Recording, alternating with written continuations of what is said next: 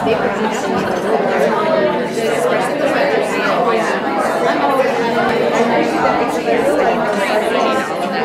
mother was a cowgirl, and that was the first thing she taught me when I learned to ride at 3 years old.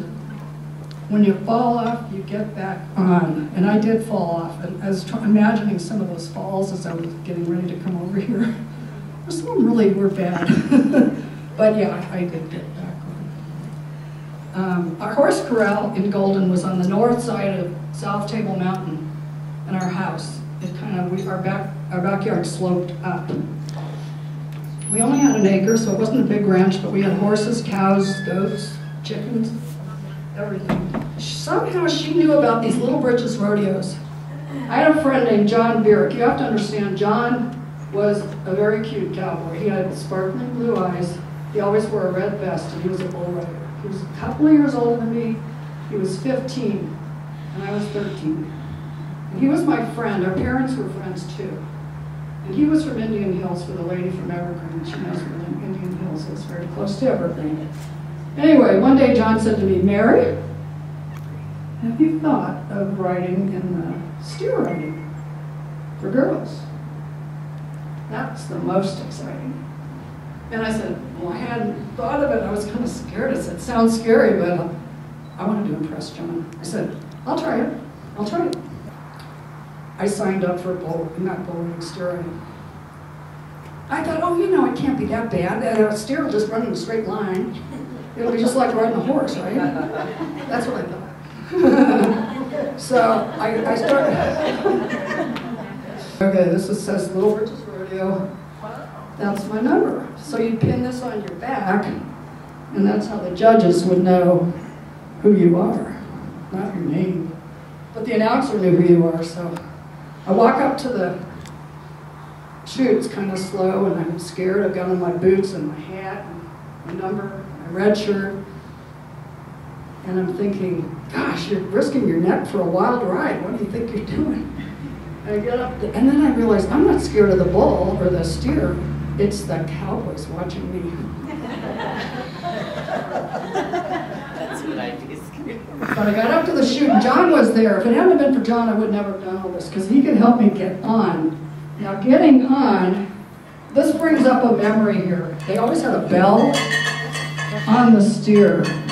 Now, this is not a legitimate steer riding rope. It would have cost me several hundred to get a new one. But this is a real bell like they put on the steer. Do you remember that sound? Have you heard it? Yeah. Okay. I get up to the chute. There is the hugest, shaggiest red steer. His horns were this long. His horns were so long he could have played in an orchestra. I was scared. I gotta ride this guy, and John's like, calm down before you ride. So I got on. He started shifting in the chute, and I found out he's a Scottish Highlander, which is an amazing bucking steer. And I'm on the steer, never ridden one. I'm 13 years old, and I said, "Hoot, Mom, you think you can make light work of this rookie? Well, I'm Scottish too, so this will be one Scot on top of another." The announcer said, "Mary McFerrin, chute number 12. She's new at this. Give her a hand. She's from Golden, Colorado." Mary McFerrin, that was my maiden name, Scottish name. Steer comes out. No, forget the straight line. He shifts to the right. I can still remember it. You know, you have a body memory of certain things. It's like I can remember that first jump. And then he shifted to the left. He did the boogaloo. He did the Watusi. He did the stomp. He did the twist. And that 3 seconds felt like 300 years. The joint was jerked, but I held on because I was really determined. And I stayed on for 6 seconds. The bell went boom, and I was like, into the dirt, you know. And half gainer in the dust. And the announcer said, "Mary McFerrin, that was a great ride. For that, you get a score of 72, which places you second.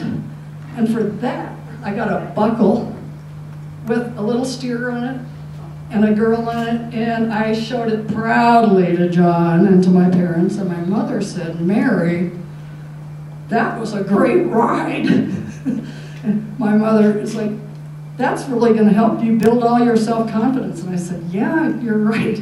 And I fell off, or you could say I jumped off, or I was thrown off. But as the theme of my book, I did get back on again and again, all through high school. And John said to me after that ride, he said, "Mary, ain't this living?"